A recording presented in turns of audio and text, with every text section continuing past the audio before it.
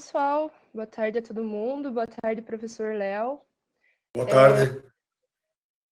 Hoje a gente está iniciando a nossa última palestra do ciclo de palestras e do jornal, publicado com o tema Potenciais Econômicos do Serra Geral, durante esse mês e o último mês. E essa palestra tem o título de Metalogenia nos 5 grandes eventos formadores do Grupo Serra Geral, com foco em hidrotermalismo, e vai ser apresentada pelo professor Léo Alfrênio Hartmann. Ele possui graduação em Geologia pela Universidade de Harvard, ele possui mestrado em Geologia pela Universidade do Estado do Colorado e doutorado em Geociências pela Universidade Federal do Rio Grande do Sul. Ele fez pós-doutorado na Universidade de Southampton, na Inglaterra, e hoje atua como professor emérito na Universidade Federal do Rio Grande do Sul. Então, com vocês, eu passo a palavra para o professor Léo.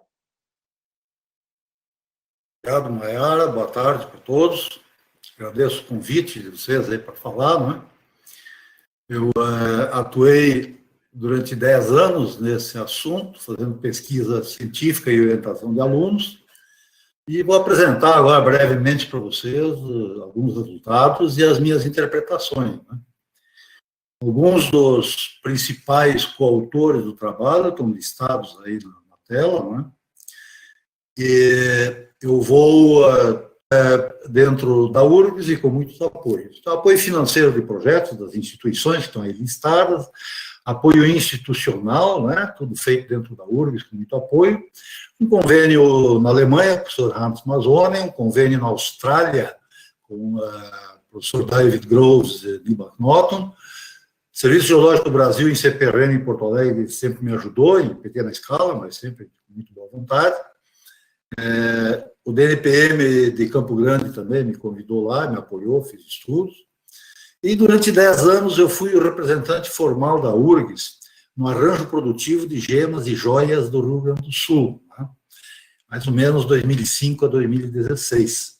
Foi um projeto, uma organização do governo federal, governo estadual, governos municipais, e empresários, garimpeiros, sindicatos, né? E as universidades, dentre elas a URGS, entraram como apoiadores nas suas características. Como eu representei oficialmente, com portaria do reitor, eu também tive esse envolvimento mais intenso, né? E agradeço a muitas pessoas que me ajudaram em muitas coisas. Então, olha aí o Grupo Serra Geral, né? Esse mapa vai evoluindo com o tempo, ficando com qualidade. Eu copiei ele de vários lugares, né? Mas está um mapa muito interessante. Então, vocês veem, eu vou usar aqui o meu apontador do mouse, que é um pouco difícil de ver lá, mas acho que vocês conseguem acompanhar, né? Eu vou me esforçar para não ficar mexendo ele muito lá na tela, né? Então, vocês veem que o Grupo Serra Geral tem essa extensão aí de praticamente 2.000 quilômetros de norte a sul, né, leste-oeste bastante grande, e com cobertura do Grupo Bauru lá em São Paulo, um equivalente existe no Rio Grande do Sul, com área menor, e embaixo do Grupo Serra Geral tem essa grande diferença, né, um diferencial com relação a todas as outras províncias vulcânicas intraplaca do mundo, né? Nós temos um grande paleoergue, né, embaixo das rochas vulcânicas. E se transformou rapidamente, né, na época, no Cretáceo inferior, a 135 milhões de anos atrás.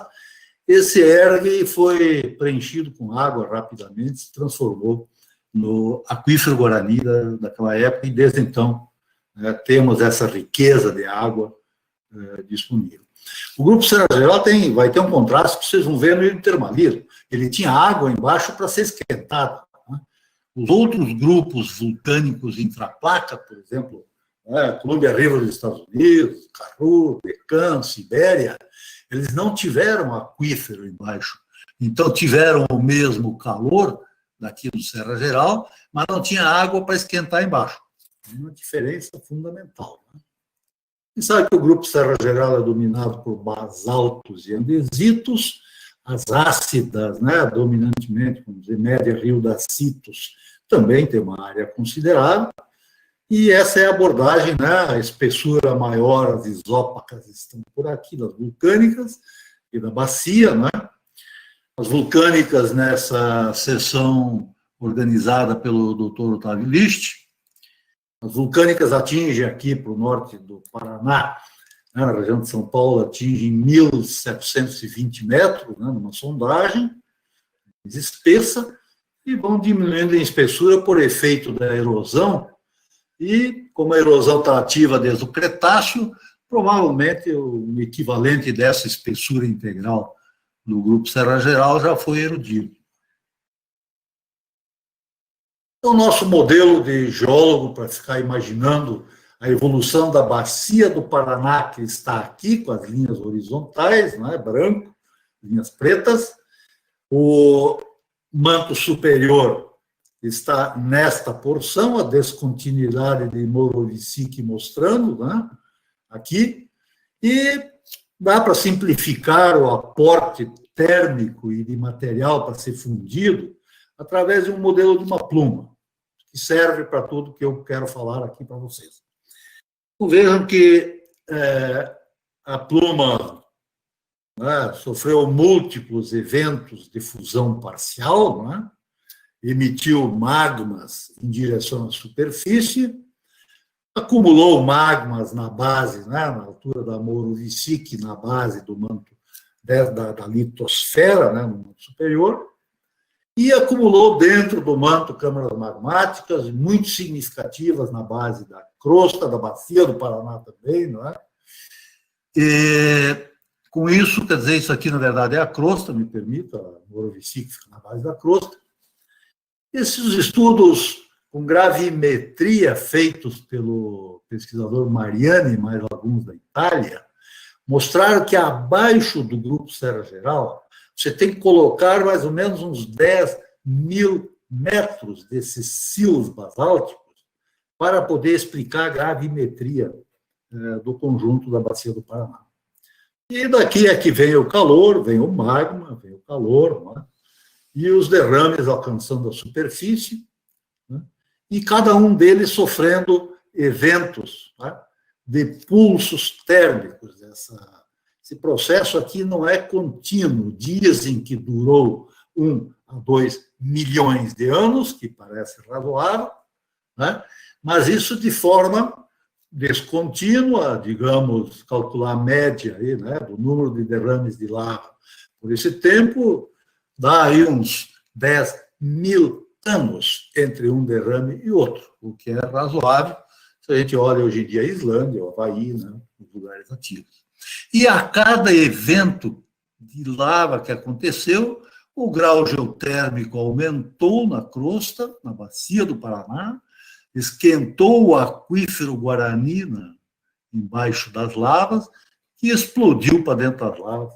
Em última instância, formou geodo de ametista. Bom, vejam aí, então. Né? A parte agradável aí de campo, a Cuesta Serra Geral aqui no sul, né, de frente a Torres, né, as lavas mergulhando levemente para o interior do continente, então, com grande espessura, chove muito, não é? Solos espessos, Mata Atlântica, uma região bonita, difícil de trabalhar. Aqui no sudoeste do Paraná, né, topografia menos acentuada, e a dificuldade que é interposta para nós geólogos são esses solos espessos, né, sabidamente muito férteis, né, e que sustentaram durante muito tempo todo o início, né, do desenvolvimento da riqueza do estado do Paraná e que continua até hoje. Né. Regiões, né, agradáveis de trabalhar. Né. Agora, o que são os 5 grandes processos geológicos do Grupo Serra Geral? Primeiro, tem que fundir o manto, o magma acender, a efusão da lava, não é? E, que não é meu foco, aqui pode formar minérios, né, aqueles clássicos máficos, ultramáficos, né, de cobalto, níquel, platina, cromo, né, alguns outros também, mas esses são de livro-texto, são conhecidos, então eu não vou falar desses assuntos nesse momento. Em seguida, quando está esfriando cada lava, cada derrame, quando ela chega a 1000 graus centígrados, né, ela é alcançada por gás metano, que vem da profundidade, da bacia do Paraná, e é refundida a 1800 graus centígrados, gerando paralavas. Essa sempre é uma conversa chocante. A tese do Sérgio Baggi desenvolveu, publicou um artigo comigo nos anais da Academia Brasileira de Ciências, mas, por enquanto, acho que só eu e ele acreditamos nesse processo. Mas, vou apresentar para vocês, eu acho que é uma descoberta científica. O hidrotermalismo se sucede, posteriormente, em temperatura baixa, em toda a região sul da província basáltica. O hidrotermalismo alcançou máximo 150 graus centígrados, né, marcado pela mineralogia formada, a clinoptilolita, né, outros minerais, de argila, e por isótopos também, né? E no sudoeste do Paraná, onde eu trabalhei, o registro do hidrotermalismo parece ser de 200 graus centígrados. Já começaram a aparecer pintas de ouro, que começa a surgir nesse intervalo, liberar ouro e redepositar. O levantamento geológico da Mineropar, em associação com a CPRM, 10 anos atrás, já identificou, né, essas partículas de ouro. No meu trabalho também, na época, mestranda Karine Arena, identificou ouro nos arenitos injetados, né, como partículas depositadas. Não tem valor econômico onde a gente viu, né, mas valeria a pena e vai valer a pena verificar se não existem porções do grupo Serra Geral em que o hidrotermalismo foi até mais alto em temperatura, né, porque daí pode realmente ter depósito de ouro. Depois de formar os iodos de ametista e ágata, tem falhamentos muito significativos, qualquer imagem de satélite Google Earth mostra aquelas imensas, ditas como sendo formadas devido à abertura do Oceano Atlântico, e elas todas têm componente transcorrente muito forte e componente normal, que eu medi em alguns lugares, através de correlação de derrames, medi como tendo 10 metros, 100 metros, 300 metros de rejeito normal. E, em seguida, começaram independente do clima, que na época foi árido, intemperismo e erosão, e formou gossans em cima de cada jazido de geodo de ametista. Eu vou apresentar isso para vocês. Agora, a gente olha o mapa do mundo das províncias vulcânicas intraplaca, né? E é só aqui no grupo Serra Geral que existem as grandes jazidas de geodo de ametista de classe mundial, né? Então, tem alguma coisa especial que eu já alertei vocês, é o aquífero Guarani, que faz a diferença. Eu me dei ao trabalho, como tem que fazer em ciência, procurei os aquíferos das outras províncias vulcânicas do mundo e não tem aquífero forte embaixo. São aquíferos fracos, né? O pessoal que busca água subterrânea nesses lugares, como no Carru, Decano, Columbia River, eles consideram uma sorte imensa quando acham água embaixo dos bavalos. Nós sabemos que aqui temos esse grande aquífero. Então, o substrato do vulcanismo foi um ergue não litificado. O paleoaquífero Guarani se formou de imediato no ergue após o soterramento pela lava. Eu falo em paleoaquífero porque, pelos cálculos feitos e estudos dos outros, né, especialistas, dizem que o aquífero troca sua água a cada 10 mil anos. Como ele existe há 135 milhões de anos, estamos sempre falando de paleoaquífero, mas é o mesmo, mais ou menos. O clima foi árido durante o vulcanismo. Tem uma coisa interessante, porque o título em cima é geodos de ametista. Se chover, não forma geodos de ametista, não é? Então, vamos ver mais adiante, vou até comentar um pouco, espero me lembrar, mas chuva impede a formação dos geodos, eles formam embaixo do chão, mas não pode chover. A geotectônica tem que ser intraplaca. Por quê? Porque os derrames basálticos, ou rio Dacito, onde também tem geodo de ametista, eles precisam permanecer horizontais durante todo esse processo de formação dos iodos após o esfriamento do derrame. Esse processo deve levar, eu diria assim, coisa como 1000 anos, 2000 anos, e nos ambientes orogênicos, em 1000 anos, 2000 anos, os derrames de basalto são inclinados, ou dobrados. Dobrando ou inclinando o derrame, não causa o processo de reação. Olha aí, lavas, né? Grupo Serra Geral. A Roy, essas duas fotos, a A nesse tipo, os dois tipos fundamentais. O grupo Serra Geral, o dominante é para Roy, não é? Ele tem zona amigdaloidal superior, zona amigdaloidal inferior, núcleo maciço, Roy. O tipo A, eu trabalhei com um lá em Quaraí, no Rio Grande do Sul, fronteira com o Uruguai, em que ele é um pouco diferente, mas tanto o Roy quanto o AA são mineralizados a geodos de ametista em escala mundial. Né? O Grupo Serra Geral é o grande produtor mundial, o maior, de geodos de ametista e ágata. O AA também forma. Hoje em dia, no derrame catalã, no Uruguai, que é o primeiro em cima do Palio Erg, estão encontrando aqueles maiores iodos possíveis, meio retangulares, diferentes das capelinhas, né, do Roy. Esses iodos têm 4 metros de comprimento, 3 metros de altura, cheios de ametista, quer dizer, como ametistas são, não enche o geodo completamente, mas com ametistas da mais alta qualidade. E um geodo desses tem um valor que eu não consigo estimar, não é? Mas algum boato que eu tentei conseguir é da ordem de $1 milhão, por exemplo. Mas, então, os dois tipos de derrames estão mineralizados no grupo Serra Geral.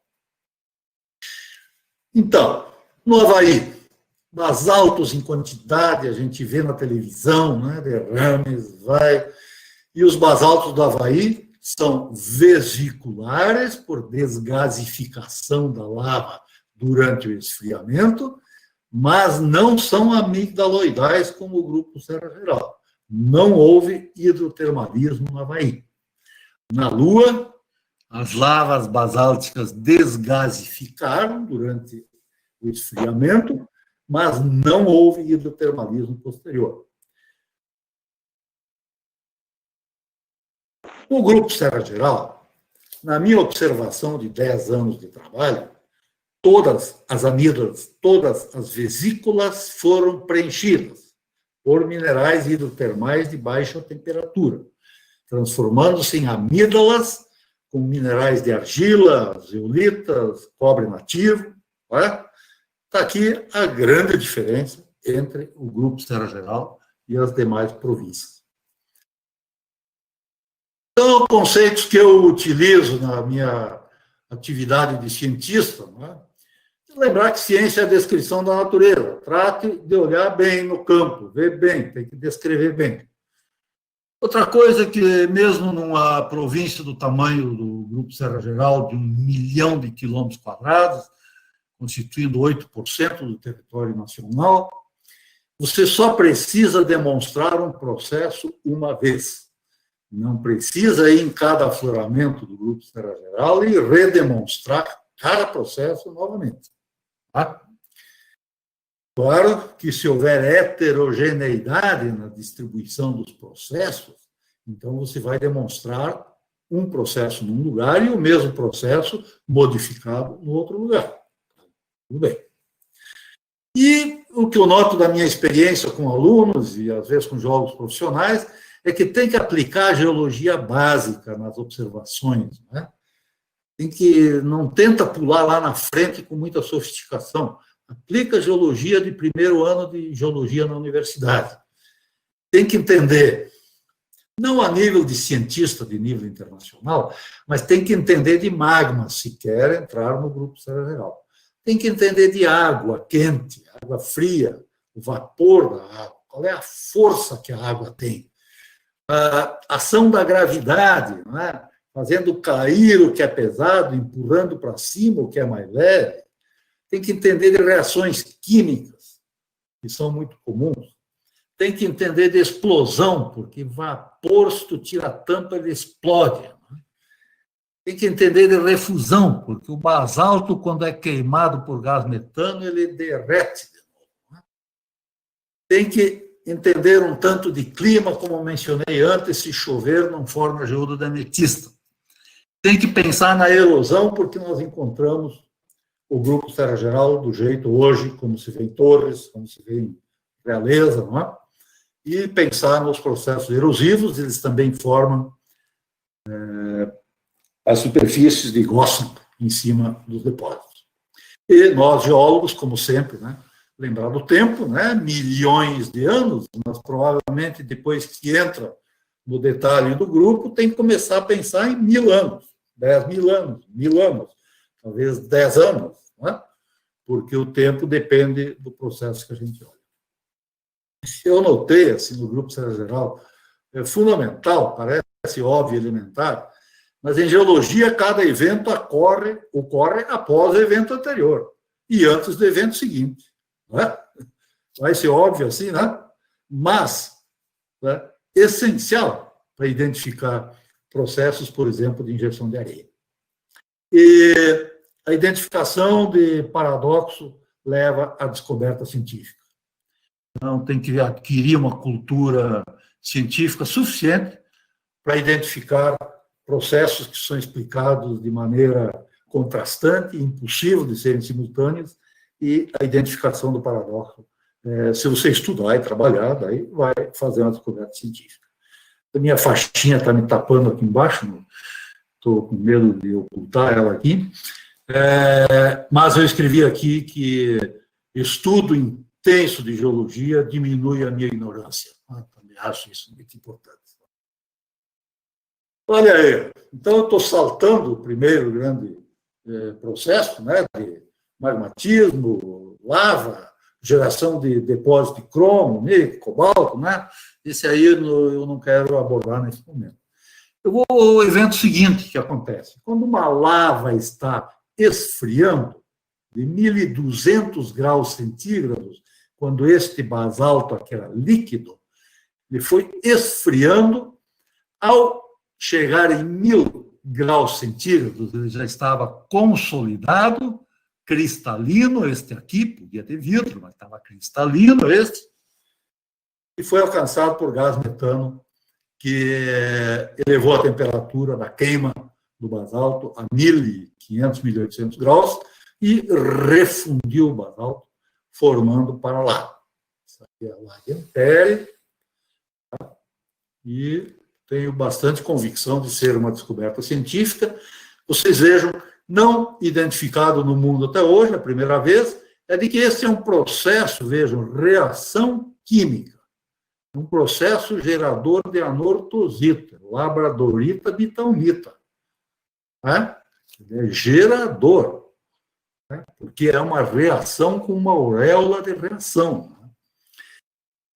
Forma as paralavas, que eram chamadas de pegmatitos no mundo inteiro, os americanos, europeus, brasileiros também, e, na verdade, não é pegmatito. Então, vejam, forma isso, há uma mobilidade, o Sérgio Baggio fez as análises, os estudos, mobiliza nessa reação química o ouro, os elementos do grupo da platina, o cobre, a prata, né? E talvez esse processo na escala dos maciços estratiformes explique por que em Skirgaard conseguiram achar grandes depósitos de ouro. Não é? Desde quando um basalto, né, estratiforme tem ouro? Né? Claro, o ouro está onde a gente encontra, eles procuraram encontrar. Eu acho que é esse aqui o processo gerador dos depósitos de ouro. É o processo que gerou a anortosito quando eu visitei Bushveld. Eu vi, né, toda aquela estratificação magmática plutônica, mas tem uma porção de anortositos que eles não conseguem entender o que ele está fazendo naquele lugar. E eu acredito que na escala de Bushveld dá para explicar a origem de anortositos.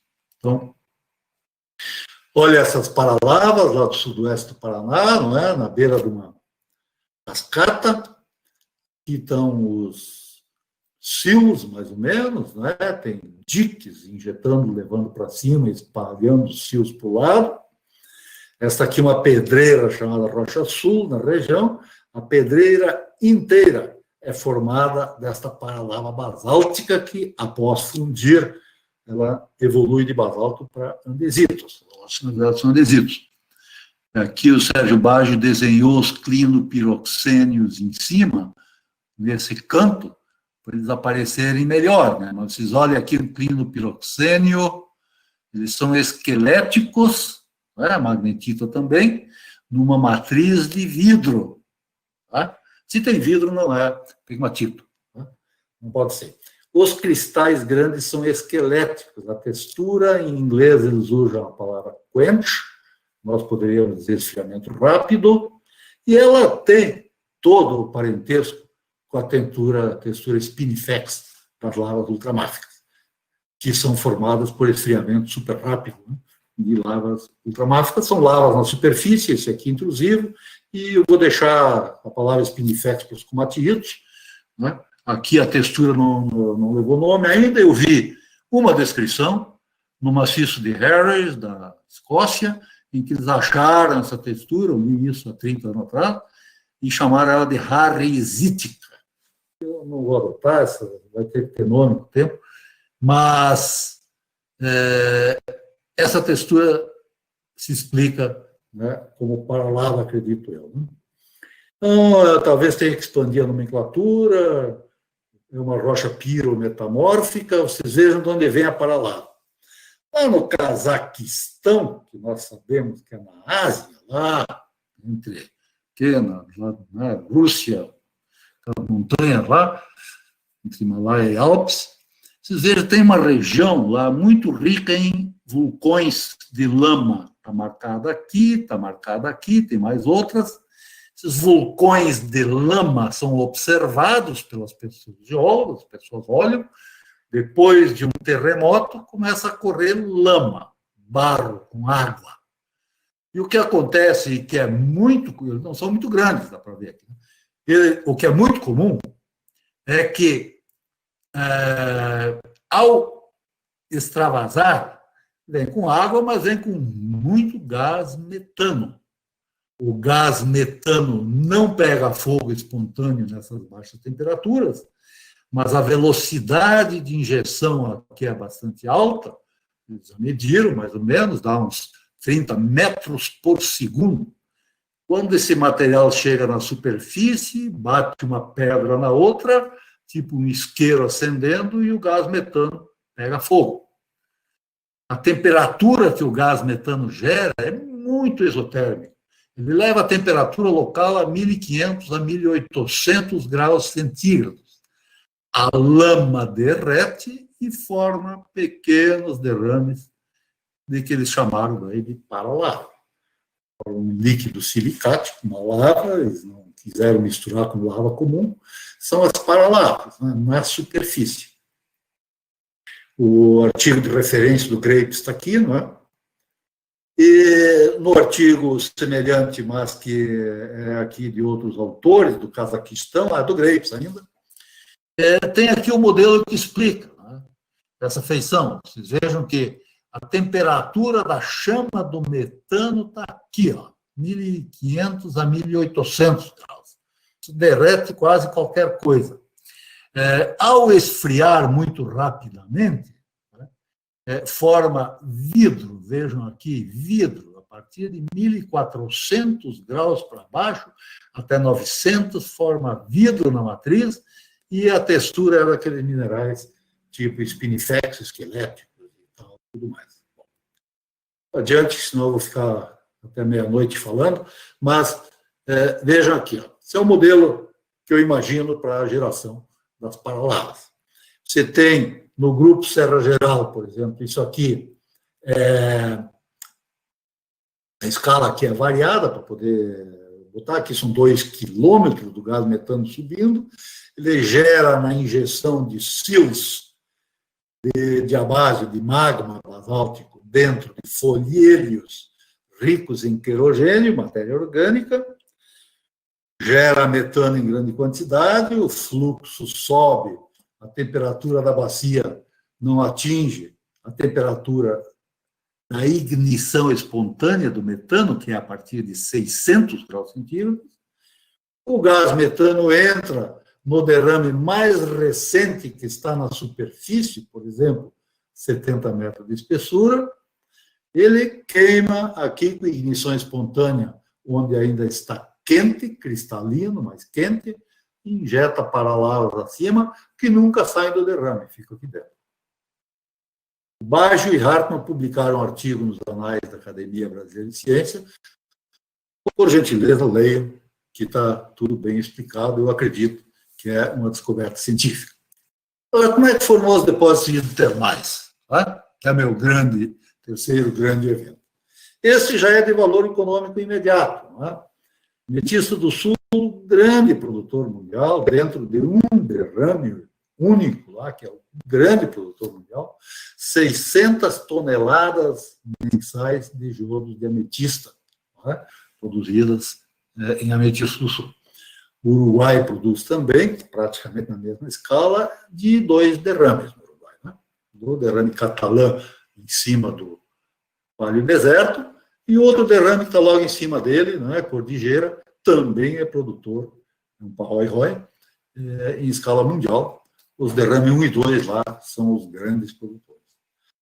No meu resumo, o evento hidrotermal 1, ele preencheu todas as fraturas, cavidades que havia, né, toda a porosidade do derrame basáltico após ele esfriar. O aquífero Guarani esquentou, a água tinha liberdade de percolar com 30% de porosidade do derrame, que é assim que ele esfria. A água circulou tempo suficiente e encheu toda a porosidade.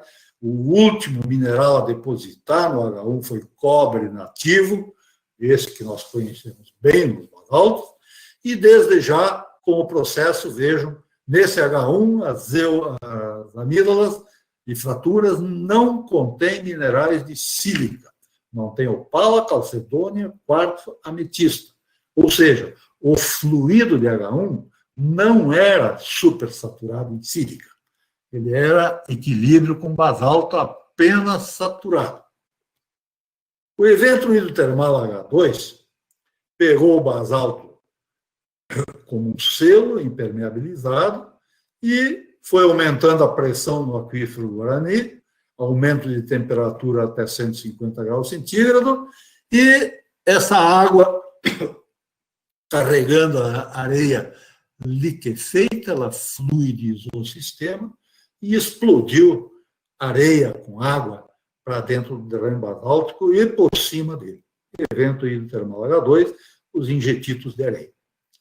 O evento hidrotermal H3, depois que a água continuou percolando e novamente selou o derrame de basalto, que já continha todos os injetitos e extruditos de areia, aí em seguida a temperatura do sistema estava baixando, o evento hidrotermal H3 foi lento, só se tornou explosivo perto da superfície, de leve, vou mostrar, e formou os geodos de ametista e ágata, depois de alterar o basalto lentamente, molécula a molécula de água quente, alterando o basalto para minerais de baixa temperatura. Então, vejam como é que se olha isso no grupo cerebral. O evento aqui que eu chamo de H1, ele é quando a água quente do aquífero recebeu a lava com cavidades, né, e preencheu todas as cavidades, transformou em selo. A última fase mineralógica a precipitar foi cobre nativo. Bem no núcleo das amígdalas tem cobre nativo. Também tem o cobre na disjunção colunar. A disjunção colunar nunca virou selo. Ela é muito larga, ela tem vários milímetros de abertura, a disjunção colunar, e esse material do H1 não conseguiu selar a disjunção colunar. Por isso, nenhum derrame de basalto que tem disjunção colunar vai apresentar geodos de ametista, porque não selou o derrame. Bom, então, veja, como eu falei no começo, estou resumindo e abreviando tudo, né? Mas estou me cuidando para não falar muitas horas. Então, veja, o que acontece depois que formou o selo 1, que selou o basalto? Aí, selando, a pressão foi aumentando até explodir a areia para cima, formando os diques de arenito, a areia lixivia a amígdala se preenche de areia e sobe. A velocidade de explosão dessa areia para dentro do basalto é da ordem de 100 metros por segundo. É uma explosão, é um tiro de fuzil dos fuzis de 100 anos atrás. O fuzil de hoje em dia, não, hoje em dia é mais de 1000 metros por segundo. Mas é um processo explosivo. Vejam aqui o evento H1, H2, H3, eu botei esse slide sozinho, vou mostrar em seguida. O evento H3, depois da areia injetada, é formar os geodos de ametista no topo de uma fratura horizontal, isso aqui lá em Ametista do Sul. Vejam aqui o quanto é. Na rodovia Tenente Portela Trespasso, no Rio Grande do Sul, perto da divisa com Santa Catarina, Argentina, acontece, a gente trabalhando, né, como sempre, trabalha longo tempo, vai em muitos lugares, olha bem, acaba aparecendo um afloramento desse tipo. Ele está na vertical, foto em que o afloramento, a rocha, face da rocha vertical. Vocês vejam a história completa do hidrotermalismo em uma foto. A lava basáltica, que desgasificou, né, em vesículas em temperatura magmática. Posteriormente, um hidrotermalismo H1 preencheu essas vesículas com minerais de baixa temperatura, transformou elas em amígdalas e o conjunto em sebo. A água quente continuou lá embaixo ampliando a pressão e resultou que explodiu essa areia liquefeita, né? E, em processo de fluidização, explodiu a areia para dentro do basalto e por cima dele, num processo explosivo, formando vulcões de areia e derrames de areia extrudidos. Bom, nesse ponto, né, continua o fluxo de água, né, rompeu o selo, o fluxo de água quente continua e selou de novo. Esses arenitos do grupo Serra Geral estão quase todos fortemente silicificados. Dissolveu um pouquinho dos grãos de quartzo e reprecipitou como calcedônio ou como quartzo no cimento. A rocha dura, os moradores nativos, há 1000 anos atrás, transformavam em ponta de flecha, de lança, ferramentas e tudo mais. Né? Bom, e com isso selou meu derrame de novo, segundo selo. A pressão foi aumentando e percolou a água quente para dentro do basalto, lixiviou, dissolveu um pouco da sílica do RAM, e quando chegou numa profundidade em que a pressão do vapor da água ficou igual ao, né, o peso, força, né, do peso das rochas que estavam em cima, e aí conseguiu o vapor da água, levantou o teto, vocês vejam que as fraturas são dominantemente horizontais, formou esse stockwork de sílica, de quartzo, no caso, né, perto da superfície, formando em cada derrame. De vez em quando, o quartzo se organizou na forma de um geodo. E estas cavidades parcialmente preenchidas por quartzo, elas são geodos, não são amígdalas. Então, vejam que na zona amigdaloidal do derrame, você vai encontrar quase sempre amígdalas e geodos. Os geodos têm minerais de sílica, né? As amígdalas não têm. As amígdalas são preenchidas por zeolita, minerais de argila e cobre nativo, os geodos não. Portanto, as duas cavidades não estavam presentes na rocha no mesmo momento em que o fluido passou. Então, vai aqui, cada evento desses aconteceu após cada derrame basáltico, né? Aumentou a temperatura H1, selo 1, H2, selo 2 e H3. E esfriou o derrame. Ali, vamos dizer, 1000 anos, novamente, novo derrame aconteceu. Cada derrame basáltico passou por esse processo. É derrame. Condições necessárias para formar geodos de ametista no grupo Serra Geral. Rocha hospedeira receptiva, basalto receptivo, porque pode ser alterado pela esmectita, que é expansiva e ajuda a selar o derrame. A posição da rocha hospedeira tem que ser horizontal. Se não for horizontal, o fluido escapa no contato da rocha e sobe, não exerce pressão, ou a rocha racha em planos verticais paralelos, que também não ajuda a formar minério.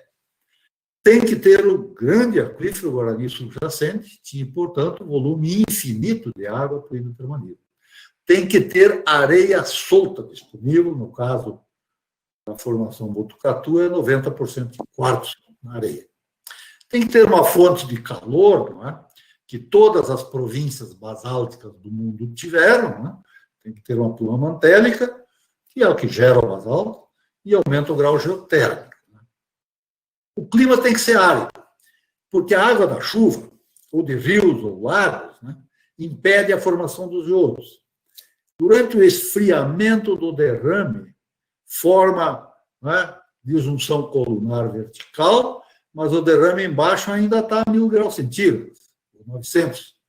Se entrar água nesse momento de chuva, aí forma a entablatura, que é uma espécie de disjunção colunar, e tudo racha até quase a base do derrame, e ele se torna permeável para todo sempre até hoje em dia. Não confina a pressão do vapor, não forma geodo. Não foi árido, ajudou. Não tem pilolava, exceto parece no sul de Minas Gerais, ali tem publicado por alguém.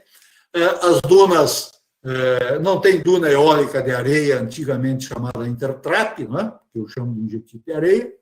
Não existem dunas eólicas desse material.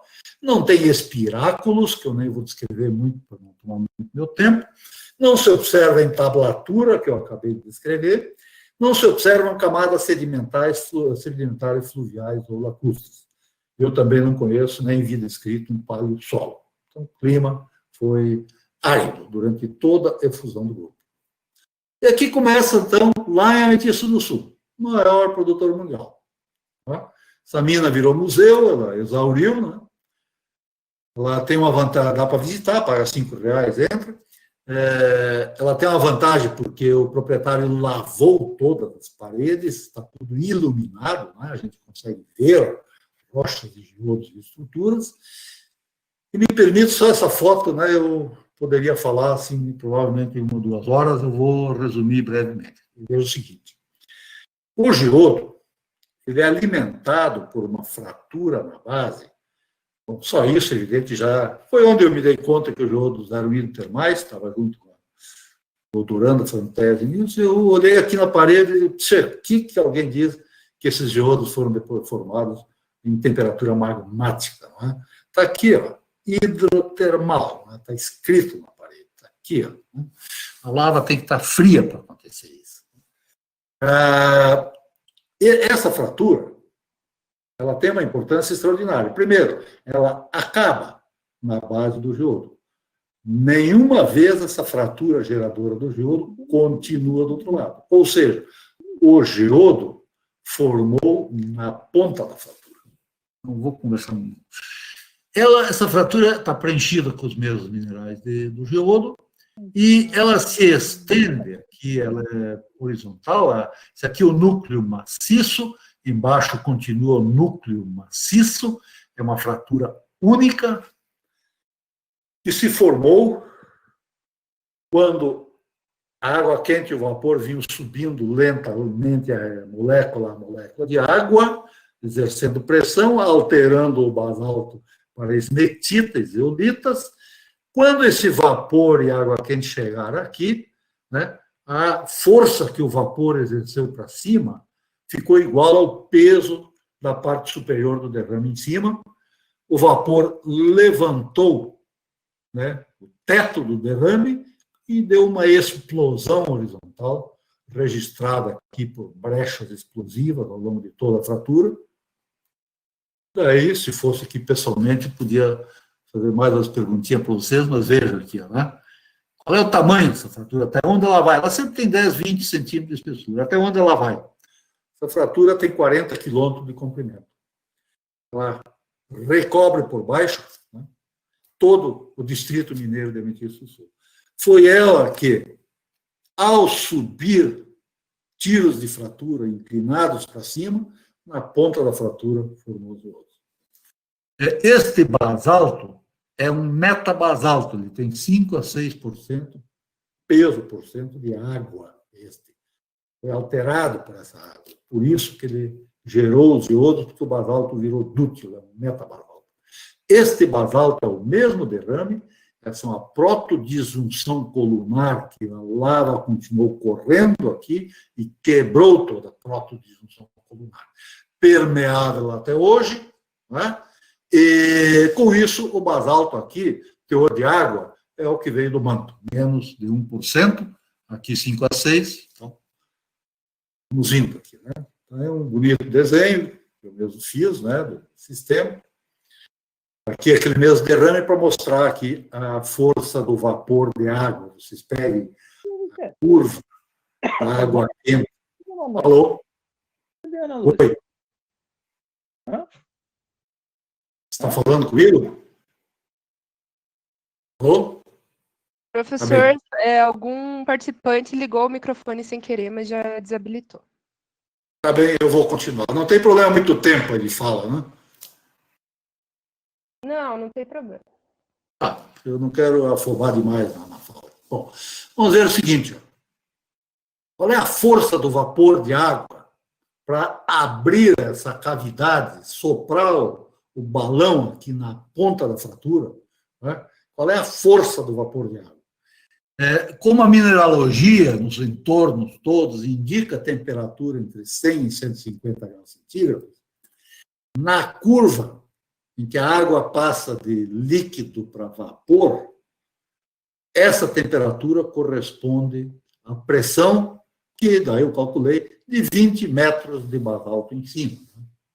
Essa fratura levantou 20 metros de basalto. A água nessa temperatura não pode levantar mais do que os 20 metros. Então, é derrame, meu processo. Como é que é isso contrastando em outras províncias, né, basálticas do mundo? Islândia. Na Islândia, que tem grande suprimento de força, energia elétrica, aquecimento, tudo mais, de fontes termais atuais, a água na Islândia, no lugar aqui que foi estudado, ela está atualmente a mais de 300 graus centígrados. Este vapor de água aqui tem capacidade de levantar 1,5 km de basalto na Islândia. Né? E eles imaginam, nos estudos dos islandeses, né, a referência está aqui embaixo, que a trajetória de esfriamento pode acontecer aqui, e, de vez em quando, uma grande falha, com terremoto, racha a parte superior e a pressão atmosférica faz o fluido ferver, né, nessa temperatura. Ou continua esfriando ao longo da linha vermelha, um esfriamento posterior para cá. Compare o grupo Serra Geral que eu desenhei em cima. Aqui embaixo. As temperaturas máximas vistas 150 graus, no sudoeste do Paraná, eu imagino que seja 200 graus centígrados, né? E essas temperaturas aqui correspondem a poder levantar 20 metros apenas de basalto, né? Que é o processo no grupo Serra Geral de formação de geodo. A Islândia não é grande produtora de geodo de ametista, porque lá o processo é muito violento. Tá? Tem que ser tranquilão, como aqui. Aqui eu falei que o derrame veio alta em ametista do sul. A parte mineralizada tem 5 a 6% em peso de água. Calcula isso em volume, dá um volume imenso de água no basalto, é um metabasalto. Eu comparei aqui em Herveiras, né, que desce do sul, a partir de Soledade, no centro do Rio Grande do Sul, tem um derrame que tem 2,5% de água. Né? E vejo os geodos que ele forma. Ele forma geodos oblatos. Né? Longos aqui na horizontal é o oblato, né, que nós geólogos temos que aprender a decorar, o que quer dizer. O oblato é mais ou menos uma esfera que a gente amassa de cima para baixo. Esse geodo, né, fino e largo. o prolato, como em ametista do sul, você pega a esfera e aperta ela dos dois lados e faz ela subir assim, ao lado. Esses aqui são oblatos. Tipicamente, estudos que eu fiz estão publicados, né, inclusive com modelagem matemática, etc., com um amigo meu que sabe isso. Vejam a forma do geodo extremamente oblato, porque ao chegar o canal alimentador nesse ponto, né, o vapor de água conseguiu levantar o teto do basalto. Tá? Mas, ao tentar exercitar e abrir um geodo, ou levantar, ele não conseguiu, porque este basalto está muito pouco alterado de maneira hidrotermal. Ele teve que expandir para os lados, levantando o basalto, mas não conseguindo, porque o basalto tem que ser dúctil para formar o geodo. Depois de muito trabalhar aqui, ele rachou o teto e saiu na superfície, onde eu imagino que o Grupo Serra Geral deva ter milhares e milhares de paleogeysers, paleofontes termais, que é meu prognóstico. Descobri isso no fim do meu trabalho no Grupo Serra Geral, então não fui olhar, mas com o tempo isso vai ser encontrado. Olha o modelo da derrame mineralizado. Roy ametista do sul. Isso aqui, depois que esfria, magmático, ele está aqui. Tem essa estrutura. Camadinha aqui de movimentação, essa é a última lava a esfriar, então ela arrebenta um pouco a parte superior, né? E deixa uma plate layer. Aqui assim ainda é o núcleo, né? Agora, em seguida, vai acontecer, né, o H1, em que todas as cavidades e fraturas são preenchidas por minerais secundários, e daí ele está pronto para explodir areia para dentro, né, com água, formando diques, silos, lopólitos, lacólitos, todas as feições magmáticas usuais, porque a mistura de água com areia tem comportamento semelhante a magma, e explode na superfície, formam brechas hidrotermais e o extrudito. Em alguns lugares se vê vulcões de areia.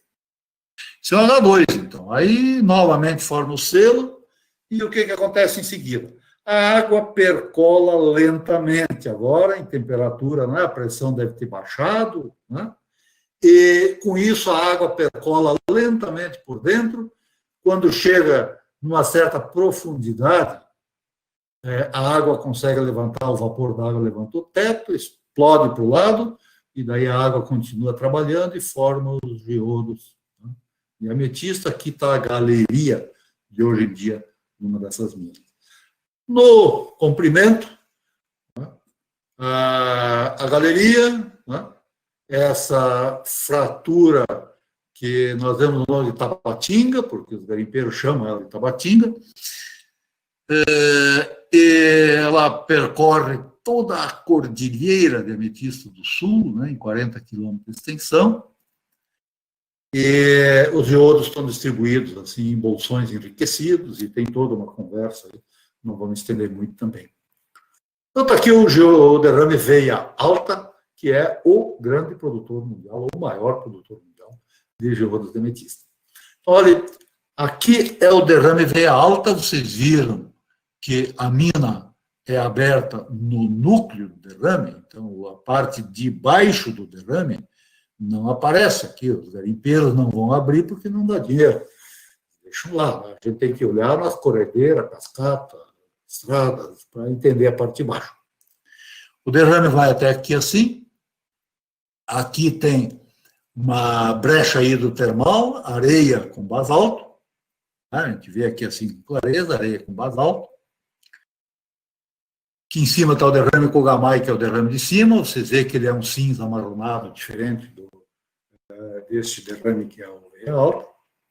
Eu acompanhei, eu ia todos os anos levando uma turma lá de alunos de graduação da URGS e também pela minha atividade de representante formal da URGS no arranjo produtivo de gemas e joias, eu fui muitas vezes lá, eu vi a abertura inicial dessa mina.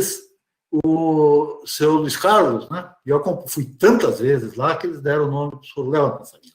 Ou eu chamo de garimpo seu Luizão, que é o dono. O seu Luizão me contou, quando ele abriu aqui, né, examinam o grande critério de exploração mineral deles, né, que são experientes, eles estão na terceira geração de mineradores, a mineração é toda familiar, não vem quase gente fora para lá, eles sabem identificar o derrame veia alta por causa dessa estratigrafia, sabe?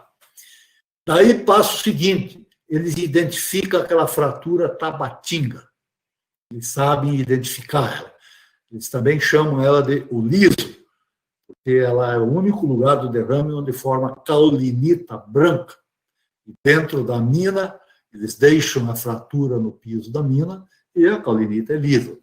É o liso, e desde os índios eles chamavam essa argila branca de tabatinga. Então, nós, tabatinga é mais bonito, então demos o nome de fratura tabatinga, né? E eles abrem a mina, deixando a fratura na base da galeria. Porque é só acima da fratura que tem geodo. Essa fratura gerou os geodos e essa fratura, hoje em dia, é um belo aquífero local, explorado pelos agricultores e pelo seu Luizão, que fez um circuito fechado dessa água e reutiliza dentro da mina para perfuração úmida e tudo, ele não traz água de fora, ele usa a própria água saída dessa fratura.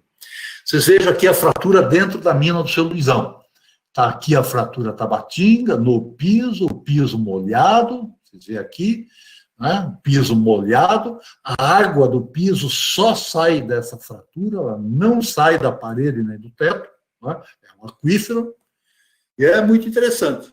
A dimensão, né? A dimensão da fratura é essa aqui, é o tamanho do Distrito Mineiro de Ametista do Sul, né? Perto do Rio do Mel, do Rio da Várzea. Olha aí, como é que agora falar aí do cobre nativo, prata, coisa assim, né? Vocês vejam os estudos aqui da Karine Arena. O cobre nativo está no meio da região, pode ter cobre, né, passando para cuprita, tenantita, etc. E em alguns lugares, prata, né? Prata. E no arenito, a Karine identificou ouro, junto com o quartzo, né? Também aqui o cobre, e o sistema hidrotermal funcionando, sistema de 100, 150 graus centígrados. Apesar que cobre, no grupo Serra-Geral, vocês devem prestar atenção para o que eu falei, as paralavas mobilizam o cobre também. Nós fizemos análise do Sérgio Mágio, o cobre é mobilizado nas paralavas. Então, tem dois ambientes geológicos para o cobre no grupo Serra-Geral. Olha aqui, o derrame mineralizado, invariavelmente, está cheio de esmetitas, seladomitas, zeolitas. Vocês estão acostumados a calcular a percentagem, né? O material de alteração aqui está ocupando 60%, né, da área, que é o volume. Né? Só o plagioclásio não é alterado. Okay? Então, a inalação desta poeira que causa aquela doença séria pulmonar é o plagioclásio. Vocês olham aqui, são pequenas espadas, né, que cavam nos pulmões do pessoal. Hoje em dia eles cuidam com máscara, outras coisas. Não está causando mais nenhum problema. Esse basalto é o que gera geodo de ametista. Esse aqui não. Esse basalto granular, né, com grãos mais grossos, pouquíssima alteração hidrotermal, esse basalto, se você olha no campo, ele tem disjunção colunar. Ele é mais espesso, a lava esfriou mais lentamente, formou disjunção colunar que permaneceu permeável, canal de fluidos até hoje em dia. Né? Não confinou, a água nem entrou para dentro do basalto, não alterou ele. Essa rocha no campo, você vê que não vale a pena procurar geodo de ametista. Se me derem uma amostra de mão, eu também sei dizer, porque essa aqui é mais grossa, não é? Média. E se olhar no microscópio, então não tem nem graça. O geólogo Javier Teixeira, do Dinamige do Uruguai, né, que é a DNPM CPRN dele, me cedeu esse mapa, ele nos apoiou em excursões que nós fizemos lá. Eu levei um grupo de 45 geólogos, uns 4, 5 anos atrás lá, visitamos. Esse aqui é o derrame cordilheira, um derrame Roy-Roy, basalto típico, 51% de sílica, muito minerado, escala mundial, forma os geodos tipo capelinha, semelhantes à ametista do sul. Em vermelho estão as partes em que foram extraídos os geodos, né, das galerias, né, em preto não tem geodo. E se vocês observarem, em geral, perto da beira da coxilha, não tem geodo. Uma exceção ali, também vale, não tem geodo, e os mineradores sempre passam por essa ansiedade de ter que abrir aqui entre 50 e 100 metros, estéril, até achar os geodos. Quando eu vi isso na primeira vez que fui a Ametista do Sul, falei para os colegas e alunos que estavam juntos, digo, paradoxo, porque a ideia dominante era de origem magmática, não é, da lava. Eu digo, não é possível, a lava no Cretáceo não sabia onde ia ser a coxilha, né, hoje em dia. Então, por que a lava ia ter posto o minério todo no núcleo da coxilha e não na borda? Né? Mas por aí vai. Agora, então, olha a história do Complexo Novo Hamburgo de Injetite de Areia, nome que nós demos, o doutorando Sandro Duarte e eu. Ele está hospedado no Grupo Serra Geral. Os injetitos de areia são conhecidos desde 150 anos, mas o auge começou há 15 anos atrás, no Mar do Norte, com o aumento nas bacias petrolíferas, offshore, com o aumento da resolução da sísmica de profundidade, em que eles conseguiram mapear em 3 dimensões os injetitos de areia. São de grande escala, hoje em dia é um assunto consolidado. Quando eu me dei conta, trabalhando no Grupo Serra Geral, de que os arenitos eram todos injetados no basalto e não tinham caído de cima para baixo, como areia, eu fui na bibliografia tentar achar isso. E aí, por sorte, logo achei o material do professor Hurst, da Escócia, e consegui aprender sobre injetitos de areia, tive só que converter, né, o ambiente de bacia petrolífera, onde a camada selo invariavelmente é argila, e aqui a camada selo é basalto, então, mas fiz a conversão e funciona bem. Então, um modelito aqui da areia sendo intrusiva. No Mar do Norte, a areia intrude até 5.000 metros de espessura de argila, derrama na superfície. Basalto é mais denso e mais pesado, e imagino que não tem problema nenhum de chegar aos 1.000, 2.000 metros de altura. Quando eu trabalhei em Quaraí, tem os furos de sonda da CPRM de 1986. Eles tinham, na época, um gama espectrômetro que eles botavam para dentro do furo, depois para medir a gama espectrometria. Daí vocês veem, essa região aqui, aqui está a escala de 100 metros, ela tem o aquífero Guarani perto da superfície. Imensa riqueza, né, da fronteira oeste do Rio Grande do Sul. Fizeram-se sondagem na época, né? E veja o seguinte, está aqui a formação Botucatu. Em geral, a formação Botucatu é coberta pelo derrame catalã, vejam aqui. Em alguns poucos lugares, o catalã é um andesito, em alguns poucos lugares tem um basalto embaixo, tá? Que eu e o pessoal que trabalhou comigo identificamos depois no campo, por gama espectrometria, que está marcado aqui do lado, e identificamos por análise química, estratigrafia. Esse foi o primeiro derrame que ocupou os espaços interduna, e depois o catalã tapou as dunas do Paleoergue com lava. Depois vem mais outros lá em cima, vocês veem que o andesito catalã mostra bem mais alto. No Brasil, do lado brasileiro, não há mina de geodo de ametista. No Uruguai, a 500 metros da fronteira, esse derrame é fortemente mineralizado e explorado. E o meu trabalho, a pedido do reitor da URGS, né, foi trazer esse derrame do Uruguai para o Brasil e mostrar que pode ter do lado de cá também, o que é verdade. Estou falando da areia, olha aqui. Em cima dos derrames, muitas vezes tem um derrame de areia. Mas o mais importante aqui é que tem sills de areia associados. Né? A gama espectrometria marca direto, está ali, né? Então, aqui eu comecei a olhar sills, derrames de areia. Vejam, pensando em grupo Serra Geral, isso aqui é a fronteira do Brasil com o Uruguai, o rio Quaraí. O rio Quaraí é formado em grande parte pela saída da água do aquífero Guarani, que derrama por aqui. Isso aqui são os primeiros derrames de basalto da região, e vejam, fraturas losangulares. Não, no basalto, não são SC. No campo, essas fraturas têm todas as escalas. Quando a gente levanta um pequeno bloco de basalto com essas duas fraturas, a gente vê que em 3 dimensões o objeto que se levantou é losangular.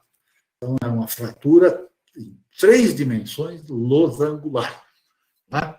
Ela só se forma, né, se a pressão for exercida vertical, σ1 vertical, de baixo para cima, levantando esse derrame, e σ2 e σ3 tem que ser diferente um do outro, que é o que aconteceu aqui com a pressão do vapor de água. E cada fratura está preenchida por injetito de areia. Fechou, selou, virou um selo de novo. E, lançando assim um veneno informal, perto daqui, a uns 30 quilômetros, está o Cerro do Jarau, que alguns dizem e publicaram como impacto de meteoro. Nas vezes que eu andei por aqui, o óleo, o cerro, isso aqui era a escala, 10 quilômetros aqui, essa estrutura tem 15, 20 quilômetros por 10, né? Mesmo tamanho do Cerro do Jarau. Eu acredito que o Cerro do Jarau é uma cratera de explosão hidráulica, né? Explodiu água e vapor, tipo isso aqui explodiu, essa aqui só rachou. Mas deixo aí para ser avaliado. Olhem a cara do que é um extrudito de areia, não é? Na mina Votorantim, em Campo Grande, Mato Grosso do Sul. Olhem só. Embaixo tem brechas de basalto anguloso, sempre amiloidal, envolvido e sustentado por arenito silicificado, quer dizer, o fluxo foi turbulento aqui embaixo, e passou por um fluxo ainda turbulento, mas talvez laminar, formando uma lagoa, né, de pouco tempo de duração, efêmera no deserto da época. Né? Vejam que o contato superior é retilíneo. Né? Lei da gravidade foi a única força que controlou o limite superior da deposição da água, né, dentro do lago que se formou. Este derrame é completamente diferente destes blocos que são idênticos ao derrame basáltico que está embaixo. Então, essa explosão é no topo do derrame. E é o caso em todos os casos que eu vi, aliás. Então, sejam apresentados a um extrudito de areia. Olha aqui outros extruditos. Isso aqui na Serra de Maracaju, Mato Grosso do Sul, a rodovia BR-060, que sobe a Serra de Maracaju, é a cuesta basáltica, equivalente lá no noroeste à cuesta Serra Geral aqui no sudeste. Vocês vejam aqui, né, quando o vapor e a água quente chegam perto da superfície, eles explodem para cima. Né? O vapor explode, arrebenta o basalto amigdaloidal, né, na superfície, fica anguloso, deposita turbulento. Né? Os canais de alimentação que trouxeram essa areia estão aqui registrados, de baixo para cima, canal de alimentação sempre presente, não é? Então, esse aqui é um processo explosivo na superfície do derrame de basalto e nessa região do Mato Grosso do Sul. Bem do lado, daqui, bem do lado, na construção da BR, com tratores, eles rasparam a superfície. Isso aqui eu estou parado do lado, olhando para o chão. São em planta. Né? Então, olha aqui os canais alimentadores da areia, né? Cortando o basalto amigdaloidal e passando para o extrudito de areia contínua. Né? E também a mesma coisa, o extrudito aqui do lado, os canais de areia. Os pequenos diques de areia cortam as amígdalas, né? Portanto, eles são posteriores às zeolitas e minerais de argila. Areia de baixa temperatura, que não é de temperatura magmática. Aqui é a mesma coisa, os diques de areia cortando as amígdalas com zeolitas. Né? Nesse caso, uma grande pedreira em que toda a disjunção colunar, que deixava passar o fluido, né? O fluido era 30% de água, 70% de areia. Aqui, no caso, é silt. Né? Não é areia, é silt. E entra um outro processo chamado fluidização. Aqui em Realeza nós temos 500 a 1.000 metros de basalto embaixo. Então, para a areia chegar aqui, desde o paleoergue, né? Ela sofreu, né, elutriação. Quem chegou aqui foi o silt.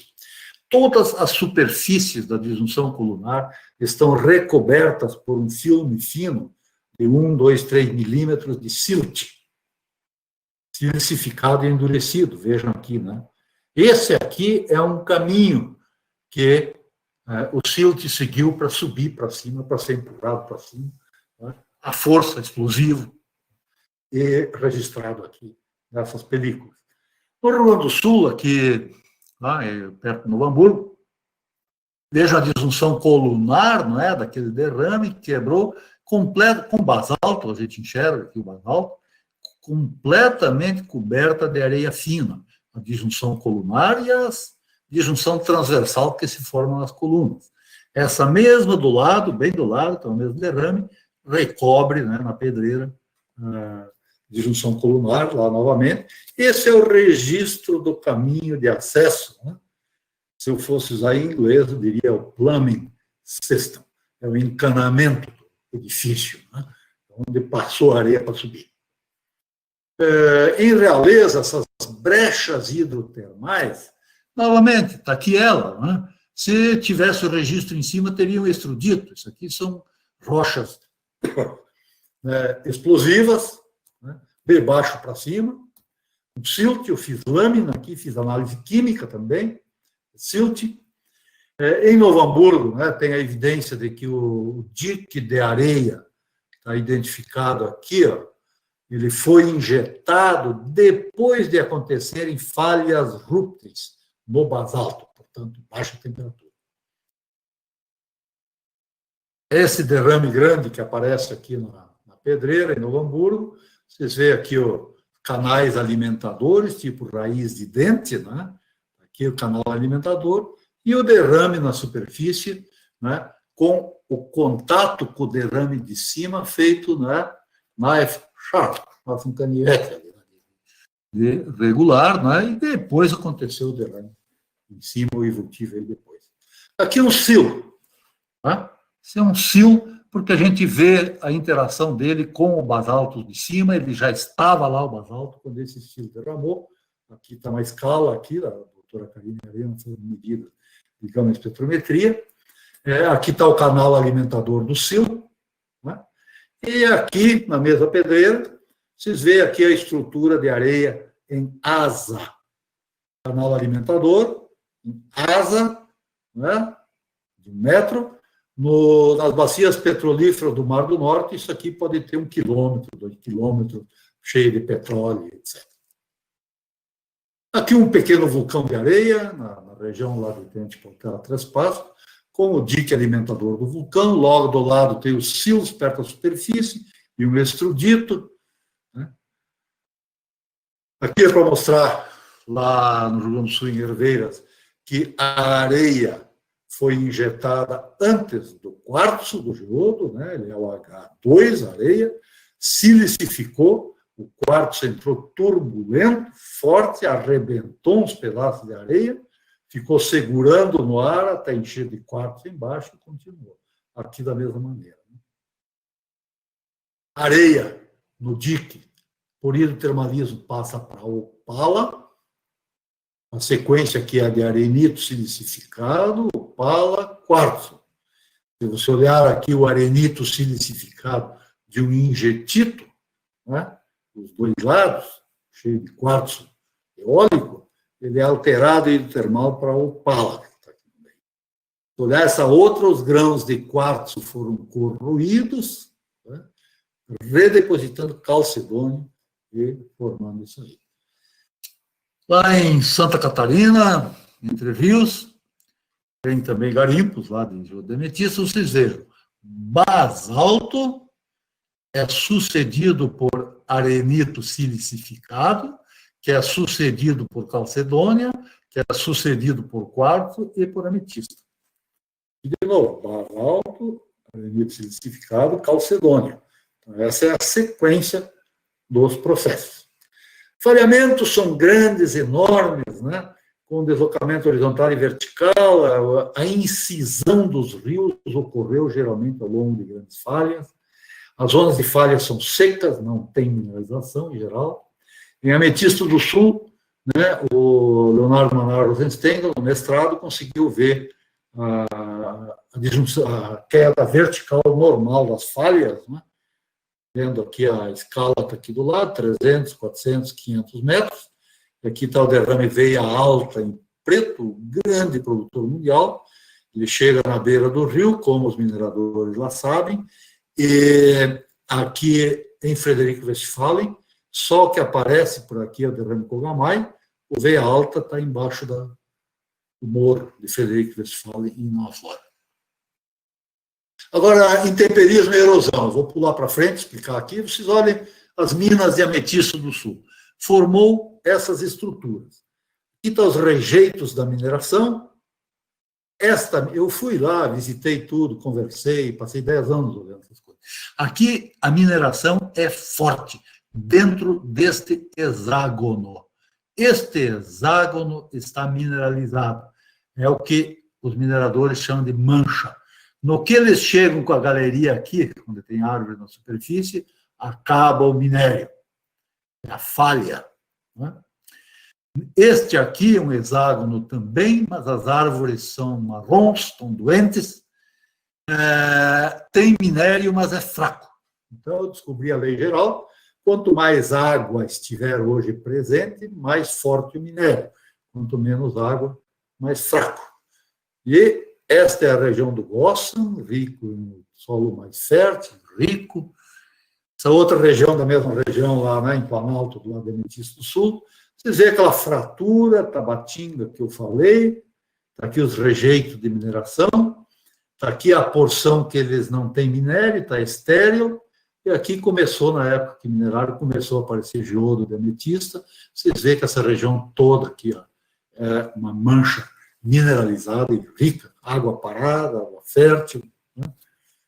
Então, lá em Quaraí, olha aqui feições assim em duas épocas diferentes, linhas retas, poligonais, é uma mancha, é um gosto na superfície, água parada natural. Né? No campo aqui se vê a fratura Tabatinga, porque ela alimenta as árvores que estão embaixo. Tá? E, olhando lá em Quaraí, ainda olhem aqui, ó, as manchas de minério, a água parada. Se eu fosse aqui, que eu não fui, olhar aqui nesse mato, na fratura Tabatinga, eu acredito que tem geodos despejados para fora da montanha. Mesma coisa aqui, mesma coisa até aqui no fim. Não é? Esse aqui é o detalhe deste, é a água parada, aqui o despejo dos geodos, tem que abrir a galeria aqui por baixo. Aqui a mesma coisa, né? Aquela mineração. E aí aparece, já dei tanta informação que talvez não estejam mais tão interessados, mas vamos ver. Vejam, aqui tem o que eu pressuponho que seja minério, aqui tem minério, aqui tem minério, aqui tem minério, aqui tem minério, aqui tem minério, aqui tem minério. Ou seja, o morro inteiro está mineralizado. E daí entra na outra questão. Por que a erosão consumiu esta parte do mesmo derrame? Falando tudo curtamente, é porque aqui não tinha minério. O geodo não forma por si só. Daria para falar em metalogenia do silício. Onde tem geodos é o filé da mineralização, mas a montanha inteira fica silicificada, coisa que eu observei no campo através de veios de quartzo espalhados nessas coxilhas. Tá? Minha grande conclusão final, depois de 10 anos, é que no Grupo Serra Geral, primeiro, cada morro do Grupo Serra Geral tem gosto. Cada morro do Grupo Serra Geral. Portanto, a minha interpretação é de que cada morro do Grupo Serra Geral, em 1 milhão de quilômetros quadrados, está mineralizado. Se tem valor econômico ou não, vão ter que pagar o preço de abrir as galerias para dar uma olhada. Mas tem. Agora, será que no Etendeca da África tem minérios, né, desse tipo, porque dizem que é a África, é a nossa província, né? Aqui lá em Quaraí ainda, uma coisa evidente de geodo. Aqui é Chopinzinho do Paraná, tá? que com o meu olho consigo ver o Gossam. Etendeca. Procurei, não, eu não fui lá pessoalmente. Procurei as coordenadas no artigo científico, botei no Google Earth e dei uma olhada nesse morro. Aqui tem minério? Eu, pessoalmente, acho que sim, com certeza. Quem quiser morar no deserto, eu vou dar as indicações, vai achar fácil. Veja, o deserto é forte na Namíbia, né? Mas chove, olha os rios, né, que formam. Chove, um dia por ano, dois. Eu vejo na televisão que tem manada de elefante, né, bando de leões indo atrás, tem tudo aqui, né? Porque tem água suficiente. Agora, e no morro? Esse é um basalto. Olhem aqui, injetitos de areia. Está começando a ficar bom. Agora vejam aqui dentro, regiões que, se fosse aqui no Rio Grande do Sul, no Brasil, eu diria, isso aqui eu gosto, ele é mais úmido do que o que está do lado. Tá? Uma feição gradacional para o lado, gosto. O minério está aqui, essas são as manchas. Aqui, né? Mas está silicificado até a beira, por isso a erosão não comeu muito esses lados, silicificado segurando. E onde é que está a fratura Tabatinga para eu saber aonde abrir minha galeria? Olhem as árvores. As árvores dessa região estão todas no mesmo nível. Aí, ó, fratura Tabatinga. Abre a galeria aqui, ó, que assim como em Ametista do Sul, ao raspar a superfície com o trator, vai jorrar a água da fratura Tabatinga e tem água para beber e água para operar no poço. Então, quem quiser ir morar no deserto, está aí uma sugestão. Eu, com isso, finalizo minha apresentação. Muito obrigado.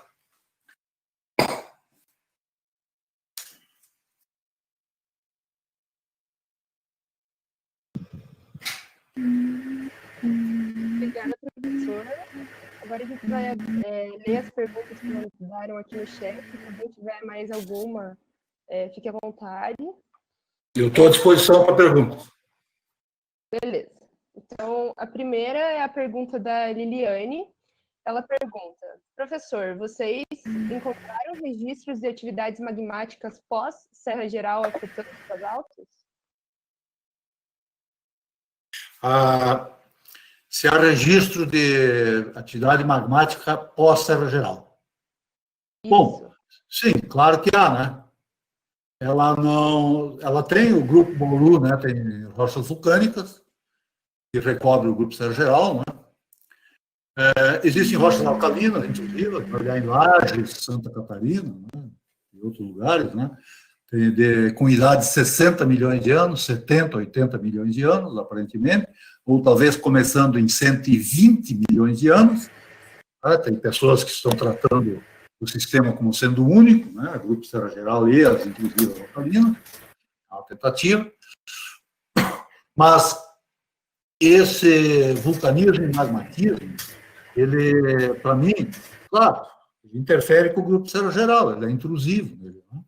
Mas eu não vi ninguém fazer um estudo, né, que relate alguma pertinência sobre o grupo Serra Geral, quer dizer, qual é o efeito desse vulcanismo no grupo Serra Geral para fazer qualquer modificação, né? Então, eu não vi isso. Mas existe, claro, magmas, né, vulcanismo.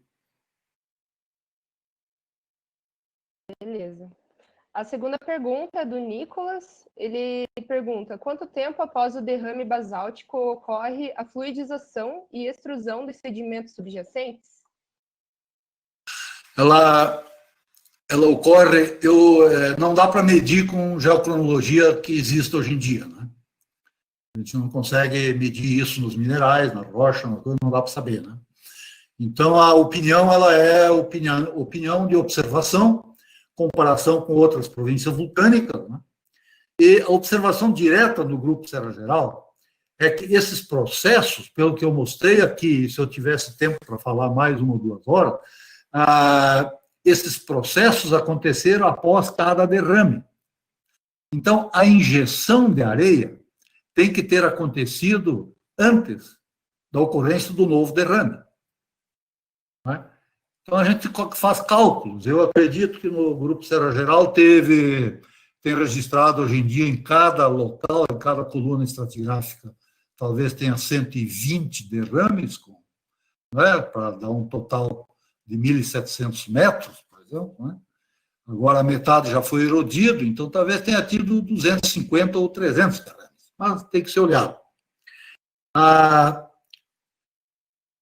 Divide os 1 ou 2 milhões de anos de tempo que levou isso, né? Ele dá, sim, um tempo entre, né, talvez 5.000 a 10.000 anos para ocorrer um novo derrame basáltico. Então, já tem que ter acontecido tudo antes disso, que é o evento, os 3 eventos intermais, a geração dos minérios, geodo ametista, né? Tudo isso tem que ter acontecido.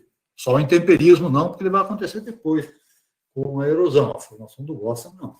Mas os eventos anteriores, sim, tem que ter acontecido. Que é um palpite, que eu não tenho medo da palpite, entre o derrame do basalto e que tem que esquentar o aquífero Guarani, a água tem que subir para chegar no basalto, talvez demore aí 50 anos, 100 anos. Para injetar areia em seguida, provavelmente leva mais uns 100 anos, 200 anos. Para formar os geodos de ametista, leva mais 1.000 anos.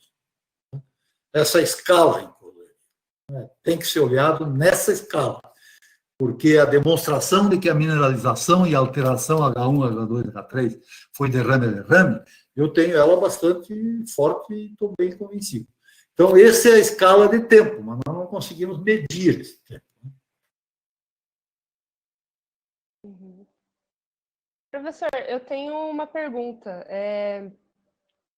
Aonde você identificou as partes de refusão a partir do gás metano, isso é uma coisa mais localizada ou ela tem uma grande continuidade, assim, lateral ou vertical?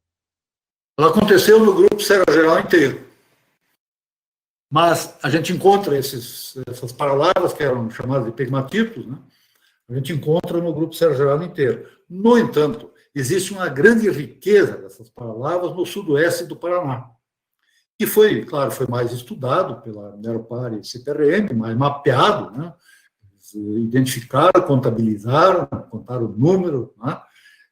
Pode ser que mais para o norte, em direção a São Paulo, também tenha bastante, mas não foi mapeado em detalhe. E quando você olha, daí tem o seguinte, se eu olho, e aqui para o sul também ocorre, mas pouco. Eu mesmo me identifiquei em Lages, Santa Catarina, na descida para Florianópolis, há muito tempo atrás, passei lá, olhei para a parede, fui olhar, estava lá, essa mesma rocha. Então, se você olhar os mapas feitos pelo pessoal de petróleo, da bacia, né? Antigamente o governo de São Paulo, Petrobras também, né? Fizeram os mapas. Se você olhar a distribuição de querogênio nas camadas sedimentares, por exemplo, na formação Irati e em outras formações que tem, né? O maior volume dessas rochas está no sudoeste do Paraná, né? Que são as geradoras do gás metano. É por isso, talvez, que é lá que tem essa grande riqueza em Paraná. O gás metano, agora na discussão eu posso expandir um pouco mais. Quando ele reage com rochas, minerais, com qualquer coisa, ele se transforma em água e gás carbônico, que não ficam retidos em minerais, exceto nas inclusões fluídicas, mas não forma minerais. Por isso ele é meio invisível, o metano. A pergunta que existe é: as bacias sedimentares geram muito gás metano na sua evolução? A resposta é óbvia. Geólogos do petróleo, Petrobras, tudo, sabem, tem grandes depósitos de gás no mundo, nas bacias, né? Se encontrar um trape, né? E o gás metano, ao chegar na superfície da bacia, ele vai para a atmosfera. Ele é um dos gases o mais danoso, né, do efeito estufa, do aquecimento do planeta. Por exemplo, na Sibéria, o vulcanismo, né, basáltico, não sei se foi gás metano, mas na Sibéria, causou grande extinção de espécies, né, e outras também. O Grupo Serra Geral não causou uma extinção de espécies significativa. Se esse gás metano tivesse escapado para a superfície, eu acredito que ele teria causado efeito estufa e mortandade geral. Mas ele foi sequestrado pela última lava na superfície, que estava ainda a 1000 graus, e o gás metano que vinha subindo tranquilo a 100, 150 graus centígrados, né? Subiu de 600 graus, o gás metano tem ignição espontânea. Encontrou o núcleo do basalto a 1000 graus centígrados e explodiu. Ou seja, não conseguiu explodir porque estava com 20 metros de basalto em cima, e por isso ele reagiu com cada mineral presente, reduziu os minerais ao ambiente dos mais redutores que existem e levantou a temperatura a 1.500, 1.800 graus. Existem lugares do mundo, como na Groenlândia, em que eles observaram, né, esse efeito do gás, o efeito do gás metano na superfície e a origem de grandes depósitos de rubi naquela região. Eles encontram silício nativo, Si0, encontram ferro nativo, Fe0, ou seja, um ambiente redutor extraordinário. A culpa que eles dão direto para o metano. Então, é um estudo que o Sérgio Maggi já publicou, Maggi e Hartmann, né? E que nós, daí eu parei de trabalhar na Serra Geral, não continuei os estudos, mas se eu tivesse 30 anos de idade, que eu tenho 74 agora, 30 anos de idade eu acho que dedicaria a minha vida para estudar. Ele vai expandir para todos os depósitos de maciços estratiformes, gabo, né, ultramáficos, depósitos de ouro, platinoide e tudo mais, na minha previsão futurística do assunto. Professor, tem mais uma pergunta, do Marcel. Por que o topo do estrudito de areia é horizontal? Aquele mostrado na foto da mina da Votorantim em Campo Grande. Ele é horizontal. Porque... O topo dele é horizontal. Isso, ele pergunta por que esse topo é horizontal. Por quê? Isso. Porque a areia depositou embaixo da água. Na superfície, quando você olha, né? Deixa eu ver aqui, eu acho que eu posso mexer aqui, eu vou para esse sistema, eu quero achar o slide, vou mostrar ele, tá? Dá uma olhadinha aqui na Votorantim. Tá bom, deu certo. Vocês estão vendo, né? Veja, superfície horizontal, por quê? Porque é areia depositada em água. Eu não quis mostrar por falta de tempo, mas se vocês olham no detalhe, a estratificação, a laminação sedimentar é inclinada para cá. Ou seja, a fonte da água foi aqui do lado direito, em algum lugar, ou lá para o fundo ou para cá, né?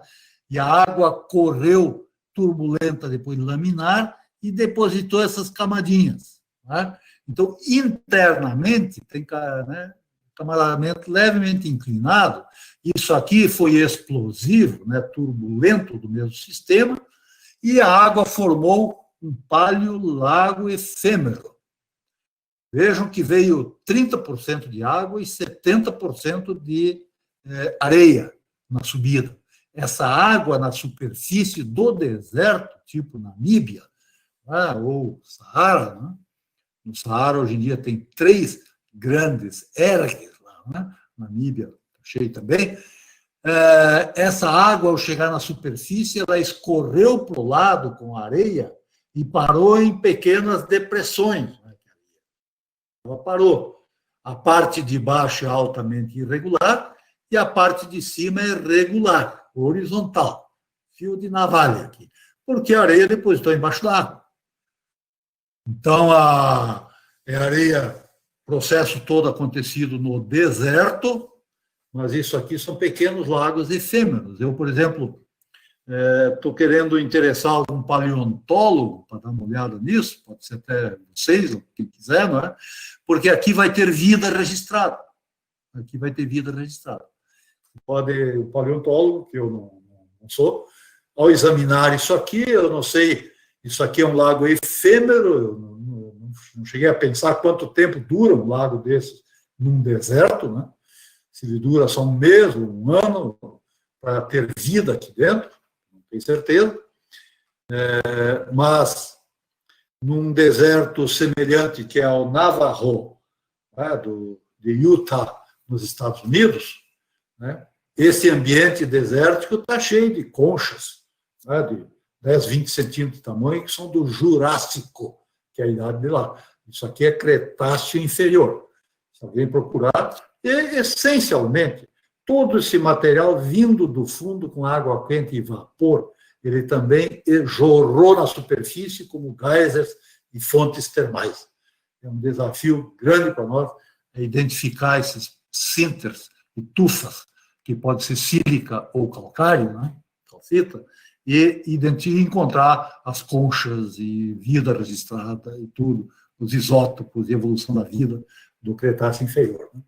Mas, então, ele tem que ser... Quando eu encontro um sil de areia, como mostrei um grande e grosso aqui do Rio Grande do Sul, a superfície superior não é regular, porque a areia com a água injetou nas irregularidades do derrame que já estava em cima. A superfície superior do sil é irregular, a de baixo também é injetada numa lava e é irregular.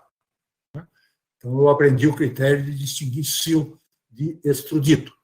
Mas essa aqui é a marca registrada de extrudito.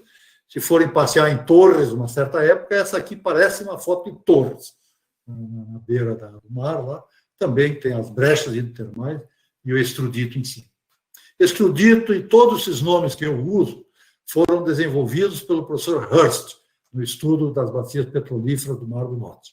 De maneiras que eu fui olhar, não quero inventar nome novo, né? Mas com certeza não tem nenhum outro nome para ser usado. Eu adotei a nomenclatura do professor Hurst.